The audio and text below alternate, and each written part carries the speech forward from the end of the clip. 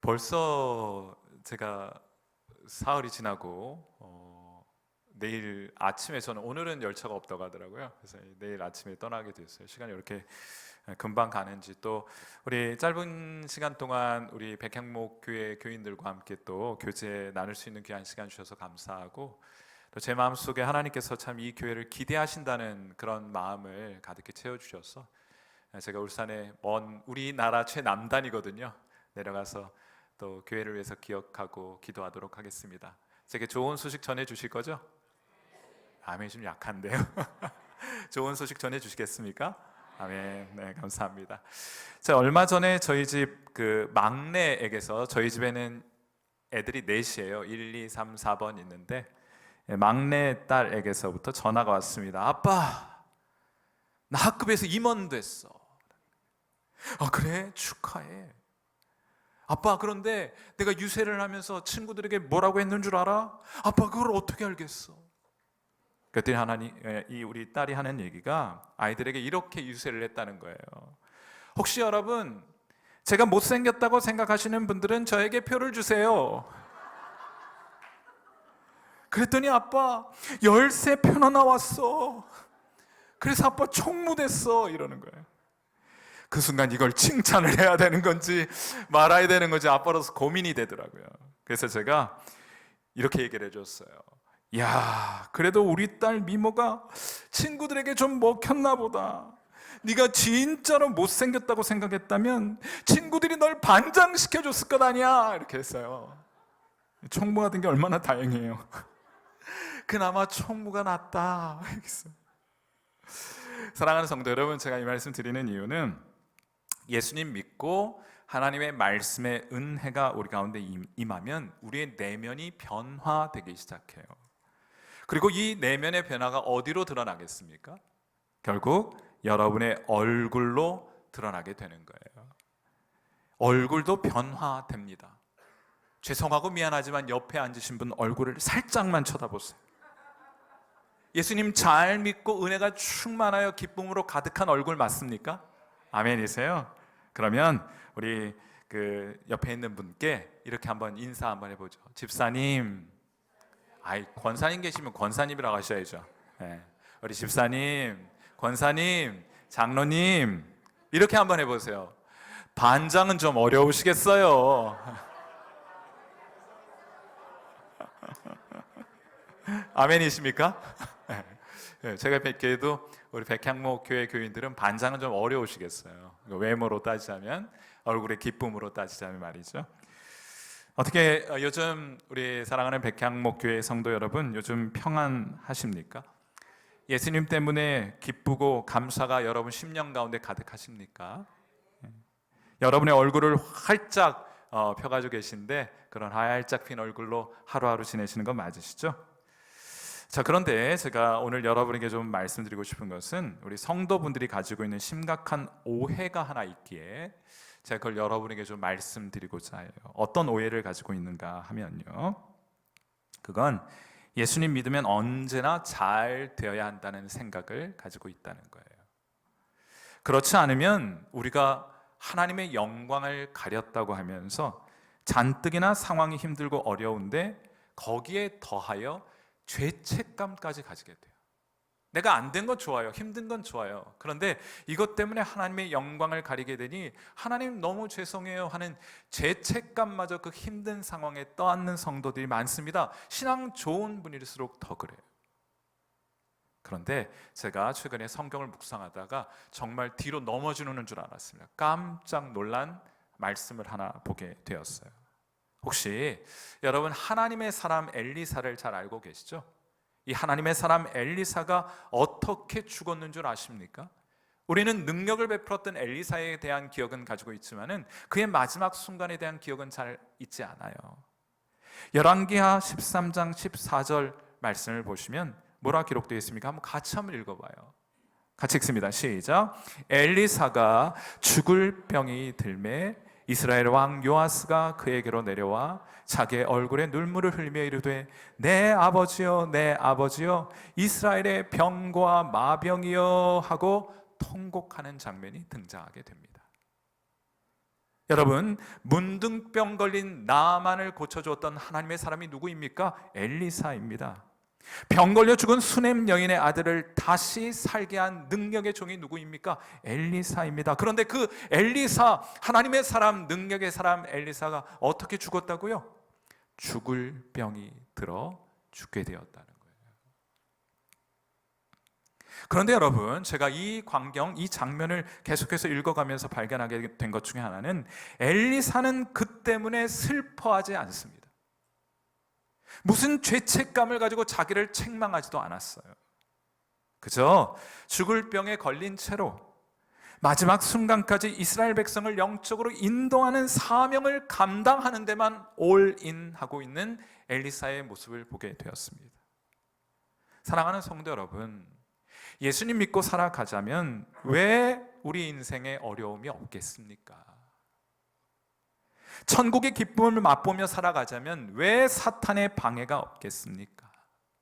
혹시라도 오늘 이 자리에 그런 무거운 마음을 가지고 오신 분들이 계십니까? 그래서 저는 오늘 이 밤, 오늘 마지막 시간이긴 한데, 제가 맡은 순서로서는 마지막 시간이기도 한데, 우리 신앙의 낙심의 문제를 좀 다루어 보고자 하는 거예요. 오늘 제가 여러분과 함께 나누게 될 말씀의 첫 번째 요점은 이것입니다. 한번 자막을 좀 올려주시겠어요? 네. 첫 번째 요점은 여기 좀 익숙치 않아서 잠깐만요. 네. 첫 번째로 제가 여러분에게 드리고 싶은 말씀은, 예수님 잘 믿는 예수님의 제자에게도 회의는 찾아오게 됩니다. 놀라지 마세요. 하나님의 말씀을 선포하다가 감옥에 갇힌 침례 요한에게, 저희가 오늘 마태복음 11장 말씀을 읽었는데 전체 문맥을 보시면 그 앞에 어떤 이야기가 소개가 되냐면, 이 하나님의 말씀 선포하다가 감옥에 갇힌 침례 요한에게 어느 날 회의가 찾아왔어요. 왜냐하면 가만히 듣자 하니 메시아로 오신 예수님이 자기가 기대했던 모습이 아닌 거예요. 아마도 그는 예수님께서 로마 제국과 싸워 이겨서 결국엔 다윗 시대의 영광을 회복시켜줄 메시아를 기대하고 있었는데, 예수님은 전혀 그런 모습을 보이지 않는 거예요. 예수님은 그런 일에는 관심이 없어 보입니다. 그는 죄인들과 함께 어울리면서 먹고 마시는 데만 관심이 있으신 것 같아요. 오히려 싸우기는 로마 병정들과 싸우는 것이 아니라 유대인들, 종교 지도자들, 바리새인과 서기관들과 제사장들과 싸우는 모습을 보여주시는 겁니다. 여러분, 여러분에게도 그럴 때가 있지 않습니까? 예수님이 이렇게 해주셨으면 참 좋겠는데 그렇게 해주시지 않는 경우가 있잖아요. 내 영혼도 주님의 은혜와 감격으로 날마다 가득히 채워주시고, 남편과 자식들도 예수님 좀 잘 믿고 맡겨진 일들 성실히 감당하고, 큰 병 걸리지 않고 또 병 걸렸더라도 잘 치료되고, 재정적으로 뭐 큰 부자 될 생각은 없습니다. 그저 평범하게 살아갈 수 있을 정도면 되고, 사실 우리가 하나님께 뭐 그렇게 크게 세상적인 것 구하는 것 아니지 않습니까? 우리 그래 큰 것 하나님께 바라는 것 아니잖아요, 솔직히 말해서. 하나님이 이 정도는 해주실 수 있다는 그런 마음을 가진 채로 오늘을 살아가고 있지 않습니까? 그런데 우리의 삶이 우리의 기대와 같지 않을 때가 있습니다. 우리 이렇게 지극히 평범한 것 바라고 있음에도 불구하고 그것이 우리의 현실 가운데 이루어지지 않을 때가 있는 것 같아요. 우리가 예수님 잘 믿고 있음에도 불구하고 말입니다. 이처럼 우리의 신앙적 기대와 바람이 있잖아요. 그것이 하나님이 허용하신 현실과 같지 않을 때 우리의 기대와 바람이 있고요, 하나님께서 보여주시거나 허락해 주신 현실이 있는데 그것이 일치하지 않게 될 때, 바로 그때가 소위 영적인 회의가 우리 가운데 찾아오는 거예요. 침례 요한도 그랬다고요. 그때 우리의 믿음이 흔들리게 되는 것입니다. 그건 영적인 거장이었던 침례 요한도 마찬가지였으니 우리는 말해 못하겠어. 자, 마태복음 11장 3절 말씀을 보시면요, 자, 마태복음 11장 3절에 이런 말씀이 있습니다. 침례 요한이 이런 고백을 하는 거예요. 누구라고요? 침례 요한이요. 이 믿음의 거장인 침례 요한이 이렇게 말합니다. 예수께 여짜오되 오실 그이가 당신이오니까 아니면 우리가 다른 일을 기다리오리까. 우리가 이제 예수님 믿는 거 포기하고 다른 사람 기대해야 하는 것입니까? 하고 이 침례 요한이 감옥에서 영적인 회의와 믿음에 있어의 흔들림이 나타나는 장면을 이 말씀을 통해 보게 되는 겁니다. 여러분, 엄밀히 말해서 우리 믿음에는 5가지 단계가 있습니다. 여러분이 어떤 단계의 믿음에 속해 있는지 한번 점검해 보시면 좋을 것 같아요. 첫 번째 우리 믿음의 단계는 확신의 단계가 있습니다. 이 단계는요, 여러분이 생각하는 거하고 좀 달라요. 우리가 어떤 믿음을 가지고 확신에 거하게 되면 막 뜨겁게 타오르는 그런 믿음을 가졌을 것이라고 생각하는데 실제로 그렇지 않습니다. 이 확신하는 단계의 믿음, 이 믿음의 특징은 흔들림이 없다는 거예요. 견고합니다. 오히려 잔잔해요. 마치 도도하게 흐르는 강물과도 같습니다. 풍랑 같은 건 일지 않아요. 그러나 도도하게 흐르는 강물과 같은 그런 확신하는 믿음을 가진 분들이 계세요. 우리 신앙의 믿음의 선배들, 또 오랜 세월 신앙을 지켜오신 우리 백향목 교회 믿음의 어르신들 계시잖아요.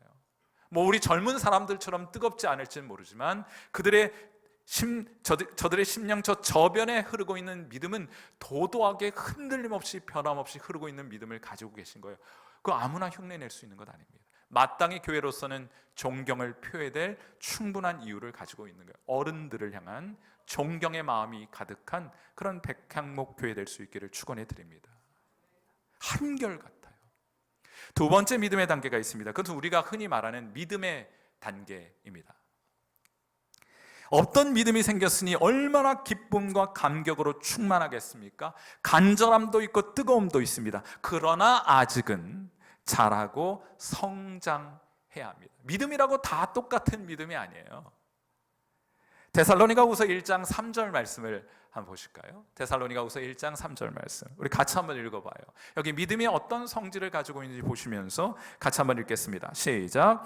형제들아, 우리가 너희를 위하여 항상 하나님께 감사할지니 이것이 당연하면 너희의 믿음이 어떻게 해요? 더욱 자라고 너희가 다 각기 서로 사랑함이 풍성함이니. 아멘. 여러분의 믿음은 자라가야 합니다. 어느 시점에까지요? 도도하게 흐르는 강물처럼. 빙산이 있잖아요. 빙산의 우리가 흔히 말하는 빙산은 그 빙산 전체의 20%밖에 되지 않지 않습니까? 우리 물 위로, 수면 위로 떠올라 있는 부분을 우리가 빙산이라고 부르는데, 우리는 그 빙산이 지상에서 부는 바람이나 다른 여러 요인에 의해서 이 빙산이 움직인다고 생각하지만 실제로는 그렇지 않고 물에 잠겨있는 80%가 조류의 흐름에 의해서 이 빙산이 움직여간다는 걸 여러분 잘 알고 계시죠? 그 믿음의 자리에까지, 도도하게 흐르는 확신을 가지는 믿음의 자리까지 우리가 자라고 성장해 가야 하는 거예요. 그리고 세 번째 단계는 우리가 가지고 있는 그 믿음에 있어서 흔들리는 단계, 회의하는 단계가 있습니다.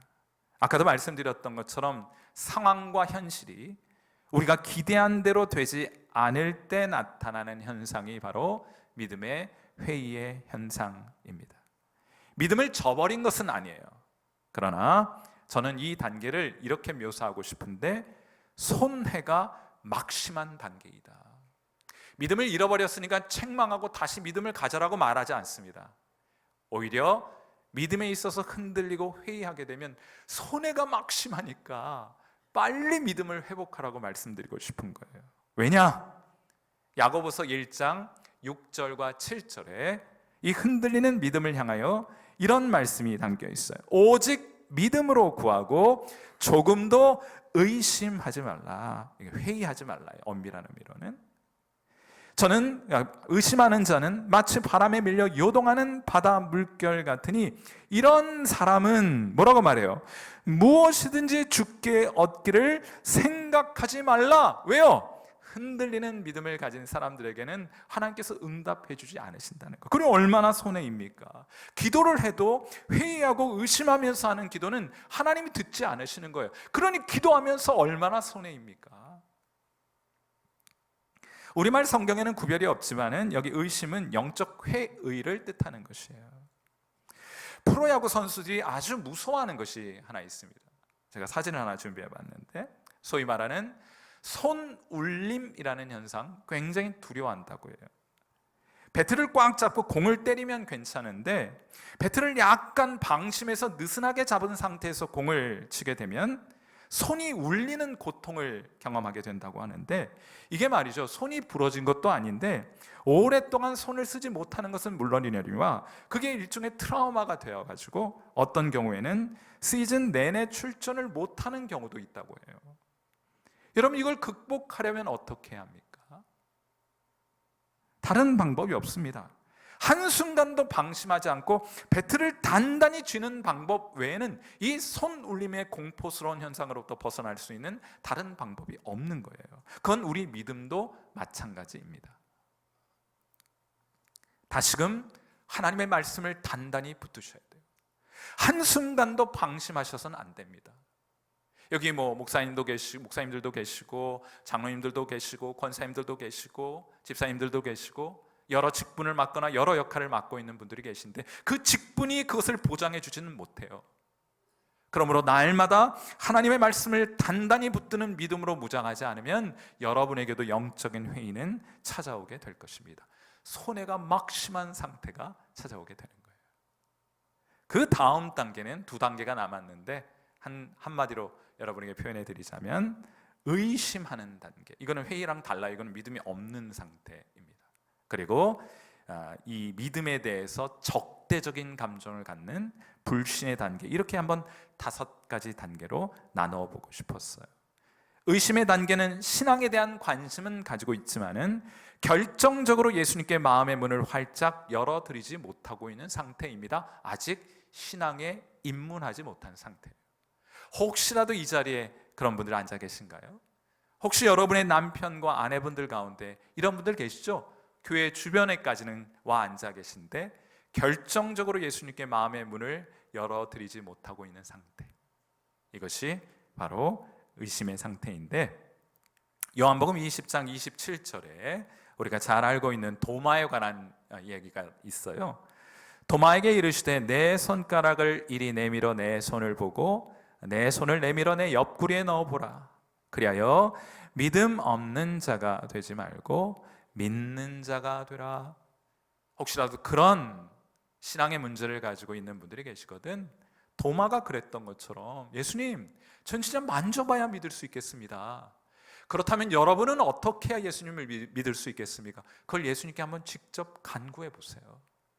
하나님께서 그 일을 통해서 그것이 없어서 믿음 없는 자가 되지 말고 차라리 그런 것들을 구해서 경험하고 믿는 자가 되는 편이 낫겠다, 내가 그 일을 허락해 주리라 하고 말씀하실 수도 있지 않겠습니까?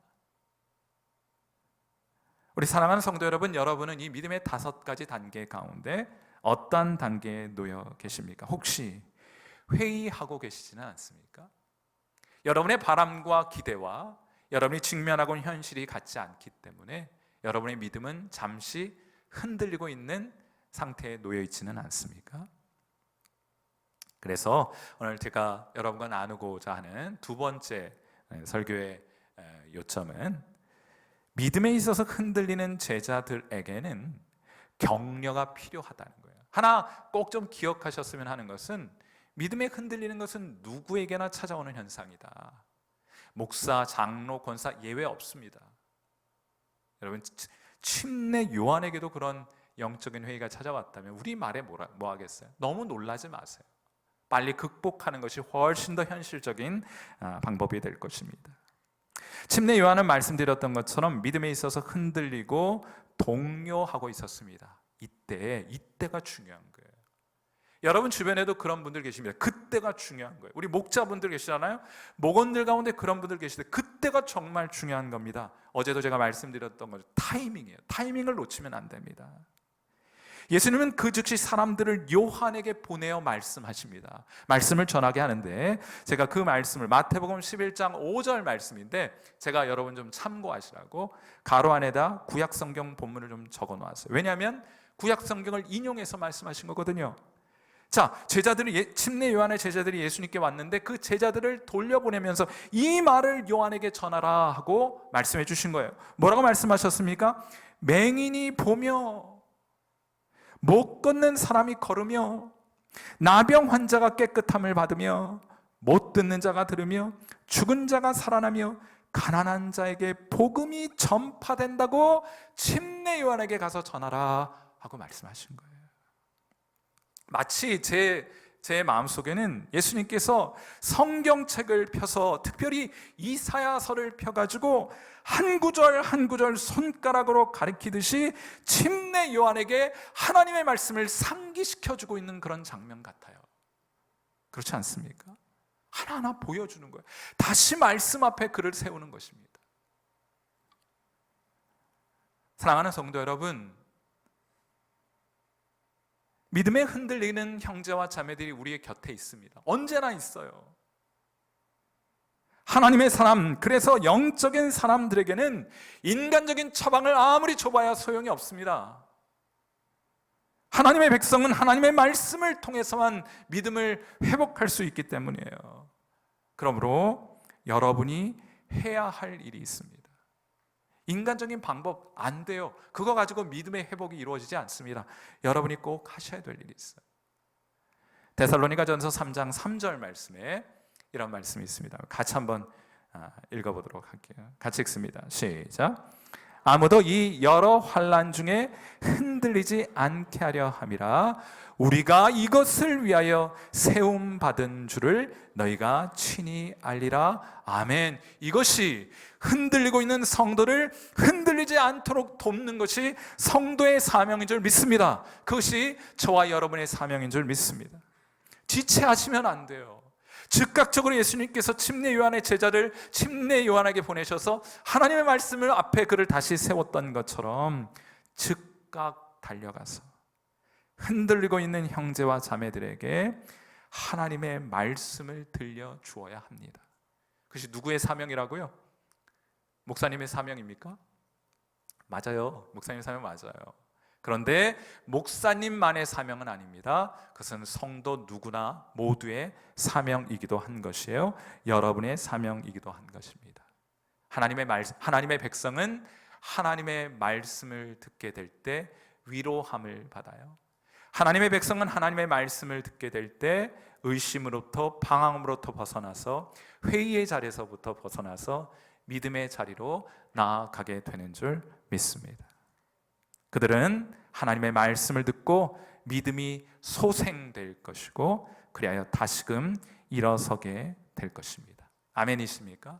하나님의 말씀을 준비하셨다가 반드시 그 말씀을 나누셔야 돼요. 자, 그런데 말씀을 흔들리고 있는 형제와 자매들에게 들려주는 것과 함께 여러분이 해야 될 일이 한 가지 더 있습니다. 그건 믿음에 있어 흔들리고 있는 형제와 자매들을 여러분이 격려해 주는 거예요. 말씀을 통해서 그를 세우는 것은 하나님이 하실 겁니다. 그런데 격려는 여러분이 하셔야 돼요. 예수님께서 마태복음 11장 10절과 11절에서 이렇게 말씀하셨습니다. 자, 기록된 바 보라, 내가 내 사자를 내 앞에 보내노니 그가 내 길을 내 앞에 준비하리라 하신 것이 이 사람 곧 침례 요한에 대한 말씀이니라. 내가 진실로 너희에게 말하노니 여자가 낳은 자 중에 침례 요한보다 큰 이가 일어남이 없도다. 이 말씀을 언제 해주고 계신 거예요?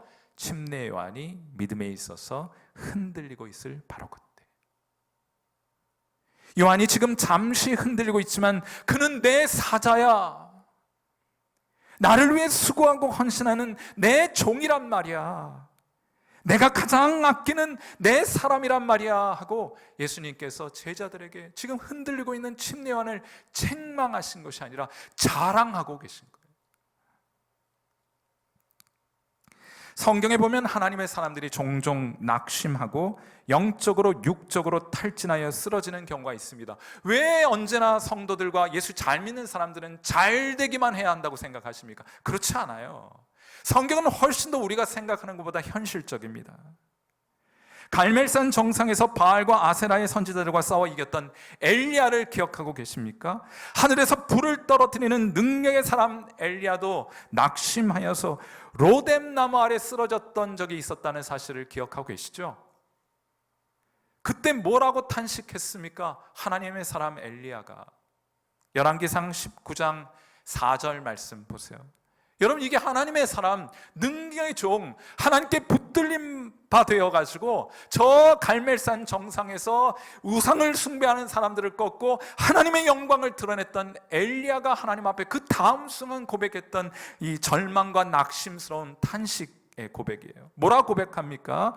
자기 자신은 광야로 들어가 하룻길쯤 가서 한 로뎀 나무 아래 앉아서 자기가 죽기를 원하여 이르되 여호와여 넉넉하오니 지금 내 생명을 거두시옵소서. 하나님, 차라리 그냥 저 데려가세요. 그냥. 누가요?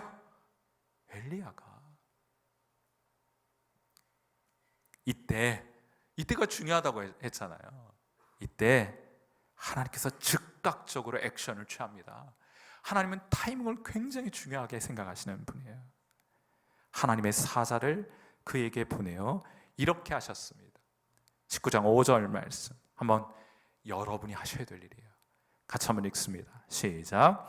로뎀 나무 아래 누워 자더니 천사가 그를 어루만지며 그에게 이르되 일어나서 먹으라 하는지라. 아멘. 그리고는 숯불구이 떡과 물을 그에게 먹이셨어요. 굶주린 사자들의 입을 막았던 다니엘 기억하고 계시죠? 다니엘도 신앙적으로 낙심하여 쓰러진 적이 있었습니다. 그때는 어떤 일이 있었는 줄 아십니까? 다니엘서 10장 10절과 11절 말씀이에요. 제가 한번 읽어드릴게요. 비슷한 거 좀 전에 읽었던 거 공통점이 어디인지 한번 찾아보세요. 한 손이 있어 나를 어루만지기로. 너무 낙심하고 너무 절망하고 너무 침체되어서 이제 일어날 기력조차 없었던 다니엘이 고백하는 겁니다. 한 손이 있어 나를 어루만지기로 내가 떨었더니 그가 내 무릎과 손바닥이 땅에 닿게 일으키고 내게 이르되 큰 은총을 받은 사람 다니엘아. 지금 어떤 상태인데요? 나자빠져 있는 상태인데, 무너져서 흔들리고 있는 상태인데 뭐라 말합니까? 큰 은총을 받은 사람 다니엘아, 내가 너에게 이르는 말을 깨닫고 어떻게 해요? 일어서라. 저는 확신합니다.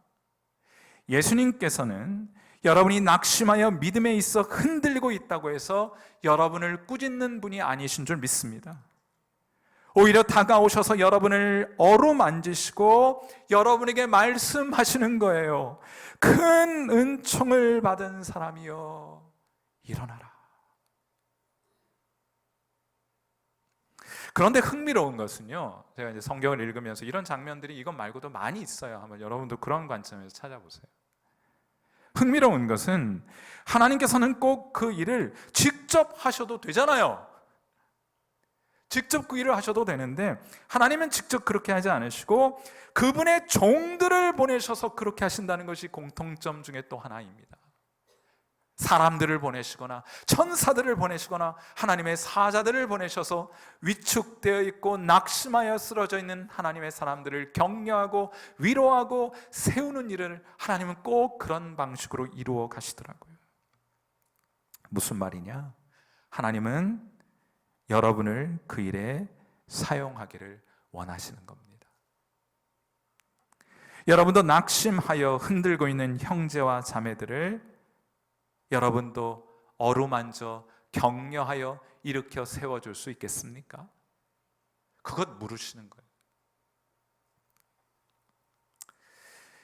우리 교회에, 저희 교회에 저를 참 좋아해 주시는 어르신 한 분이 계십니다. 우리 교회에 오셔서 예수님을 믿게 되신 분인데 저는 연세가 많다고 해서 예수님 믿기 어렵다는 말 믿지 않습니다. 왜냐하면 이분이 84살에 저희 교회에 오셔서 예수님 믿으신 분이에요.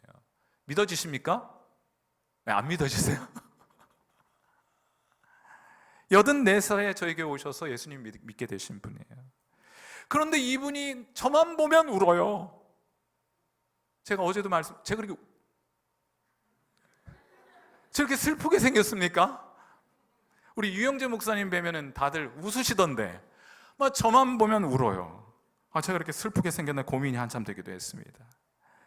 그러면 제가 이제 예배 마치고 인사드리면 저한테 와서 그렇게 우세요. 그럼 제가 안으면서 우리 안아드리고 그렇게 했습니다. 얼마나 귀한 분이에요.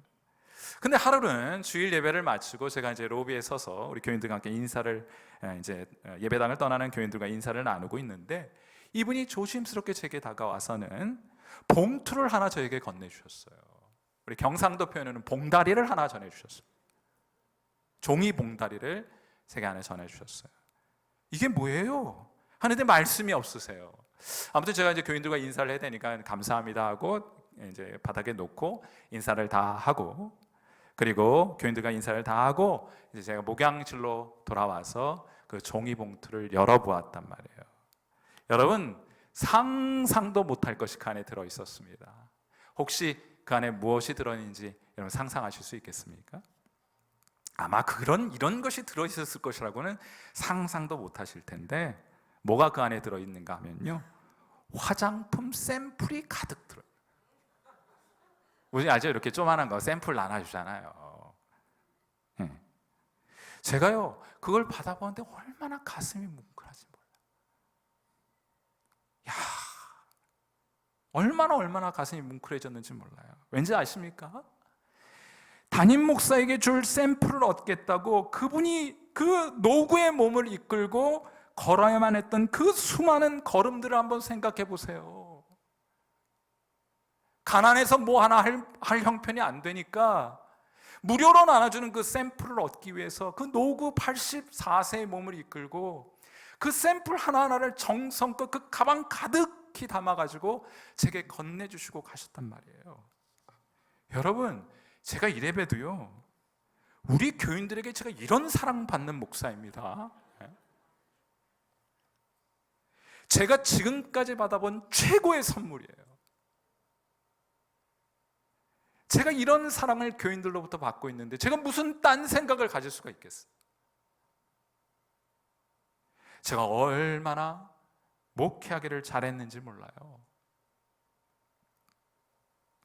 제가 이분 때문에 얼마나 많은 위로와 격려를 받았는지 모릅니다. 하나님은 여러분을 이런 일, 곧 형제와 자매를 위로하고 격려하고 그들을 감격해 하는 일에로 여러분을 부르시고 계신다고 믿습니다. 혹시 지금 여러분 마음속에 하나님께서 그런 부담의 마음을 주시는 분들이 계십니까? 여러분, 그분들에게 더 이상 미루지 마시고 다가서실 수 있겠어요? 그들의 손을 잡아드리고 포옹해드리고 따뜻한 격려의 말을 여러분 건네주실 수 있겠습니까? 너는 하나님께 은총을 받은 사람이야. 우리 전화도 오곤 했는데 더 미루지 말고 우리 옆에 분께 이렇게 한번 인사해 봐요. 너는, 그렇다고 너 하면 안 되시오 거기. 네. 아이고, 장로님은 이렇게 하셔야지 너는 한다고 너 하시면 어떡합니까? 다시 한번 해보겠어요. 어떻게 제가 너는 할 테니까 알아서 칭하세요. 한번 해보세요. 너는 하나님께 은총을 받은 사람이세요. 하나님이 집사님과 함께 하셔요. 집사님은 반드시 일어서게 될 거예요. 하나님께서 집사님에게 주신 사명 끝까지 감당하시게 될 거예요. 그래서 하나님은 집사님을 통해 영광을 받으시게 될 줄 믿습니다. 아멘 있습니까? 아멘. 우리 주변에 믿음에 흔들리는 형제와 자매들이 있습니다. 그들을 빨리 찾아 격려하고 위로하고 세우는 사명을 하나님께서 저와 여러분에게 맡겨주신 거예요. 마지막으로 제가 여러분과 함께 나누고 싶은 오늘 설교의 마지막 요점은 이것입니다. 제자에게는 안식이 주어진다 하는 거예요. 자, 우리 마태복음 11장 28절 말씀, 너무나 유명한 말씀이어서 여러분 암송하는 분들도 많이 계실 텐데, 예수님께서 이렇게 말씀을 하세요. 수고하고 무거운 짐진 자들아 다 내게로 오라. 내가 너희를 쉬게 하리라. 이 구절과 관련해서 제가 두 가지를 여러분에게 말씀드려야 할 것 같습니다. 첫째로, 여기 무거운 짐진 자 다 내게로 오라고 말씀하실 때 이 무거운 짐진 자는 불신자들 가운데, 이게 전도할 때 많이 쓰는 구절이거든요. 불신자들 가운데 무거운 짐진 자들을 의미하기도 할 것입니다. 뭐 틀리진 않아요. 그러나 마태복음 11장 본문 전체 문맥에서 보면 여기 수고하고 무거운 짐진 자들은 예수님을 따르는 제자들 가운데 낙심스러운 상황을 만나 그들의 믿음에 있어서 흔들리고 있는, 그래서 더욱 마음의 짐이 무겁고 그래서 지쳐있는 침례 요한과 같은 제자들을 뜻하기도 하는 것이에요. 여러분 그렇지 않습니까? 낙심스러운 상황이 되면 가장 먼저 누구로부터 멀어지게 됩니까? 예수님으로부터 멀어지게 돼요. 그런데 예수님께서는 그들을 책망하시는 것이 아니라 그들을 다시 부르십니다. 고생스럽고 힘들지?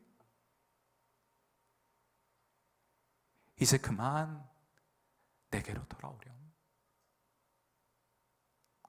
사랑하는 성도 여러분, 여러분이 주님이 여러분을 부르시는 이 음성이 여러분에게 들리십니까? 수고하고 무거운 짐진 나의 제자여, 나의 참된 양이여, 내게로 돌아오라 하는 주의 음성 들리십니까? 가시면 돼요. 주님께로 나아가시면 됩니다. 더 멀어지면 더 고생스러워지니까 얼른 주님의 음성 듣고 주님께 나아가시는 여러분 되시기를 주님의 이름으로 축원해 드립니다.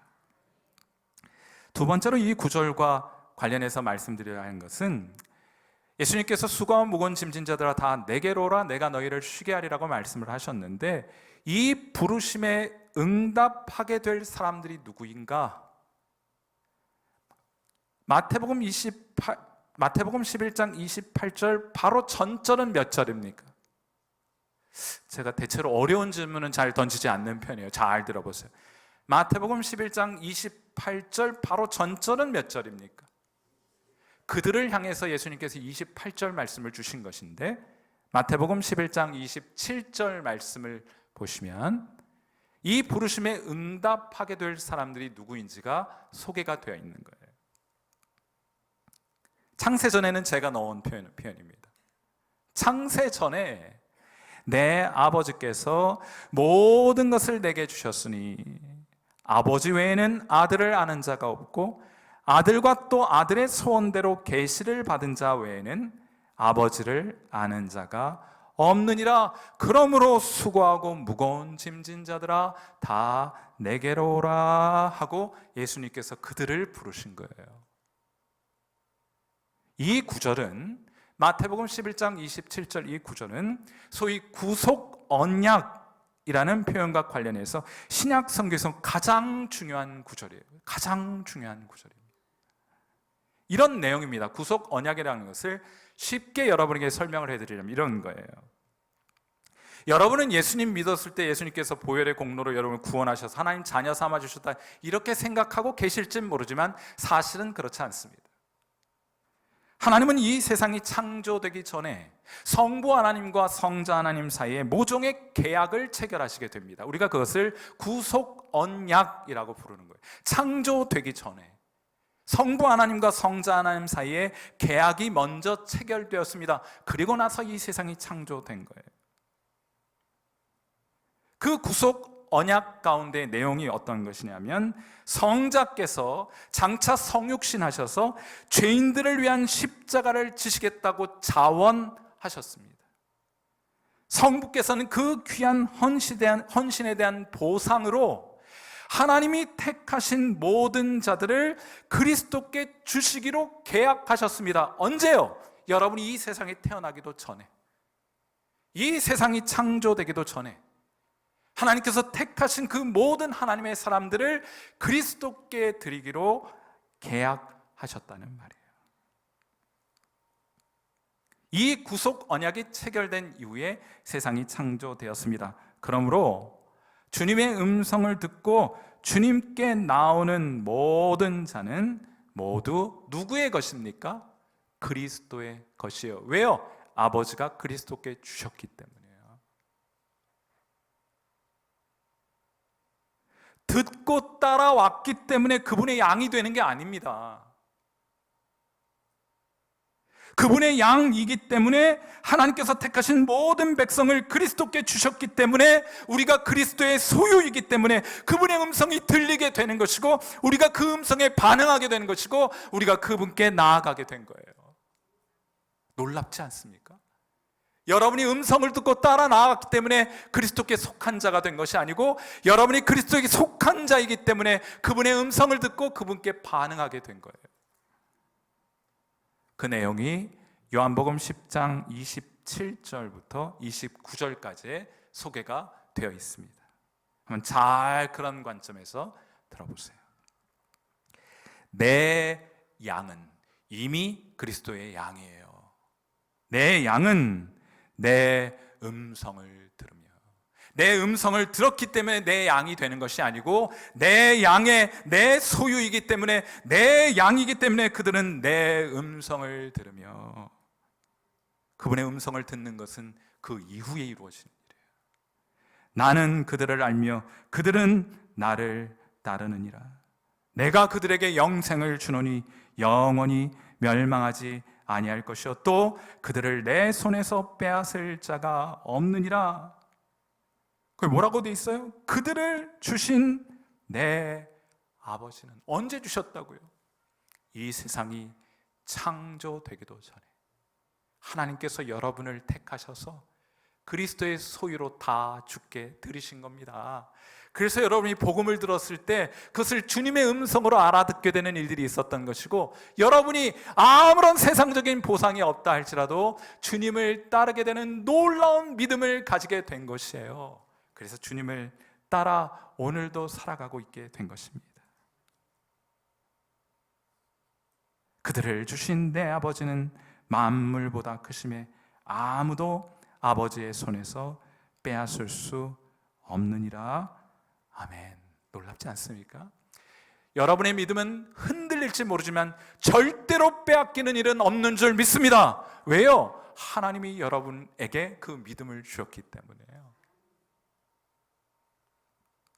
혹시라도 이 자리 몸과 마음이 지쳐있고 영혼마저 지쳐있는 성도들이 있다면, 인생의 짐이 너무 무거워 고통당하고 있는 형제와 자매들이 있다면 여러분들을 향하여 너희는 내게로 오라 부르시는 주님의 음성 듣고 주님께로 다시 나아가 그 품 안에서 쉼을 누리시는 귀한 은혜 있게 되기를 주님의 이름으로 축원해 드립니다. 우리 주님이 부르시잖아요. 그분이 여러분을 쉬게 해 주실 것입니다. 자, 그러면 우리가 좋습니다. 주님 저를 오라 부르시는 것 같은데 제가 주님께로 가겠습니다. 그런데 구체적으로 어떻게 하는 겁니까? 이게 좀 궁금하잖아요. 제가 우리 또 선교사님 이야기 하나 좀 들려드릴 텐데, 남태평양 원주민에게 복음을 전했던 존 페이튼이라는 선교사님 한 분 계신데, 제가 사진 너무 무명의 선교사님이셔가지고 사진도 채 남아있지 않아요. 존 페이튼이라는 선교사님이신데, 이분이 이제 성경 번역을 이제 해가지고 원주민들의 복음을 전하기 위해서 성경을 번역하고 있는데, 이 믿는다는 말을 어떻게 이 원주민 언어로 표현해야 될지 모르겠는 거예요. 번역을 이제 쭉 해가는데 이 믿는다를 어떻게 번역할까 고심하고 있던 차였는데, 그러던 중 한 번은 원주민들과 함께 사냥을 갔다가 큰 사슴을 한 마리 잡게 되었습니다. 그런데 뭐 다른 교통수단이 있습니까? 그 큰 사슴을 장대에 꿰어가지고는 장정들이 어깨에 메고 그 무거운 사슴을 가지고 먼 길을 걸어서 집으로 돌아오게 되었어요. 얼마나 지쳤겠습니까? 한 사람이 집에 도착해서 그 사슴을 바닥에 턱 하고 내려놓고 의자에 털썩 주저앉으면서 말합니다. 뭐라고 말했느냐? 여기 기지개를 쫙 펴고 눈이 참 좋네요 하고 말하는 거예요. 의자에 이렇게 탁 앉으면서 말이죠. 이 순간 페이튼 선교사는 영감을 얻게 되었습니다. 그 즉시 펜과 종이를 찾아서 그가 했던 말을 얼른 메모에 기록해 놓았어요. 그리하여 우리가 잘 알고 있는 요한복음 3장 16절이 원주민의 언어로 최종적으로 이렇게 번역이 되었습니다. 우리 한번 믿음을 새로운 관점에서 한번 읽어보도록 하겠습니다. 원주민의 언어로 같이 한번 읽어봅니다. 시작. 하나님이 세상을 이처럼 사랑하사 독생자를 주셨으니 이는 그에게 자신을 쫙 펴고 눕는 자마다 멸망하지 않고 영생을 얻게 하려 하심이라. 아멘. 어떻게 한다고요? 자신을 쫙 펴고 그분께 눕는 자마다. 여러분 지금 의자에 앉아 계시잖아요. 참 편하시죠? 거기서 엉덩이 1cm만 한번 들어보세요. 많이도 요구하지 않을게요. 10cm 들라고 하지 않을게요.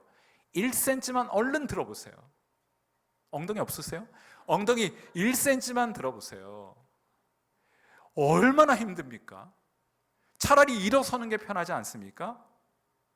여러분이 주님을 향해 온전히 여러분 자신을 신뢰하지 못하고 1cm만큼은 여러분이 뭘 해보아야겠다고 생각하는 동안은 믿음이 여러분이 그만큼 힘든 일이 될 거예요.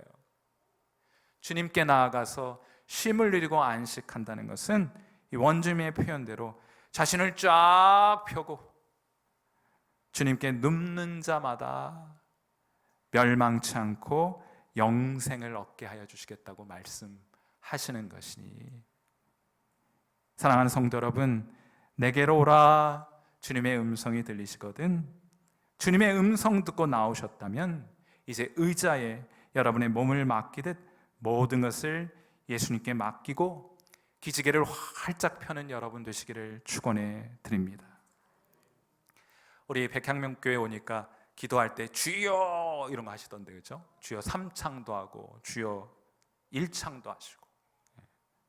그래서 제가 여러분에게 주여 1창을 한번 요청하도록 하겠습니다. 평소와는 좀 달리 하셔야 돼요. 어떻게 합니까? 주여 하고 기지개를 켜시는 거예요. 앉은 자리에서. 한번 어떻게 하냐? 주여 모두 맡겨드립니다. 이렇게 한번 해보시겠어요? 주여 모두 맡겨드립니다. 얼마나 시원하세요, 그렇죠? 속이 다 후련하시죠? 오늘 저는 엘리사의 이야기를 가지고 오늘 설교 처음 시작했어요. 우리가 선택할 수 있는 것도 있지만 선택할 수 없는 것도 참 많습니다. 우리의 건강, 우리의 재정, 우리의 자녀, 우리의 뜻대로 되지 않을 때 참 많이 있을 것이라고 생각합니다. 그게 현실이에요. 여러분이 할 수 있는 최선은 다 하십시오. 그리고 그 외에 다른 모든 것은 그분의 처분에 맡겨드리시고, 주여, 여러분은 주님 품 안에서 안식을 누리시게 되기를, 그분의 처분에 맡겼으니 여러분은 이제 그 무거운 짐으로부터 자유할 수 있게 되기를 이 밤 주님의 이름으로 축원해 드립니다. 우리 함께 기도할까요? 반주 좀 해주실 수 있으면요, 반주 좀 부탁드리겠습니다. 자, 오늘 부흥의 제가 맡은 순서의 마지막 시간에 저는 여러분에게 믿음의 확신, 그 확신의 회복, 믿음의 회복을 위해 여러분과 함께 말씀을 나누게 되었는데, 우리 각자 앉은 자리에서 그렇게 한번 기도해 보았으면 좋겠어요. 사랑하는 주님, 우리의 믿음 참 약합니다. 우리의 믿음 참 흔들릴 때가 많습니다. 그런데 이 흔들린 모습이지만 이 흔들리는 가운데에도 주님께서 우리를 부르시니, 우리가 속한 우리의 목자께서 우리를 부르시니, 수고하고 무거운 짐진 자들아 다 내게로 오라 부르시니 제가 주님께로 나아갑니다. 주님, 우리의 인생의 짐 너무 무거워요. 주께서 이 짐 거두어 주시고 우리는 이제 주님 안에서 안식을 누리게 해 주옵소서. 주님이 좀 맡아주세요. 저의 건강, 저희 재정의 문제, 자녀의 문제, 제가 최선은 다하겠습니다만 제가 그 결과마저 어떻게 할 수는 없으니 주님의 처분에 온전히 맡겨드립니다. 주님 선하신 분이시니 주님의 뜻대로 이루어 주옵소서. 대신 저는 주님 품에 쉴게요. 최선을 다했잖아요. 그렇게 기도하셨으면 좋겠고, 하나님 우리에게 새로운 힘과 용기를 주옵소서. 그리하여 다시 일어서게 하여 주옵소서. 주님께서 우리에게 주신 주님의 사명 완수하게 하여 주옵소서. 그렇게 여러분 개인적으로 좀 기도하시고요. 제가 이 백향목교회에서 지난 사흘 동안 말씀을 나누고 교제하면서 하나님께서 제게 이런 확신을 하나 주셨는데 그걸 여러분이 기도에 담아서 함께 기도해 주셨으면 좋겠습니다. 백향목교회는 원팀이 되면 부흥합니다. 이것이 하나님께서 이번 집회 기간을 통해서 제게 주신 여러분 교회를 향한 확신입니다. 여러분 교회를 위해서 마지막으로도 기도할 수 있는 시간 되었으면 합니다.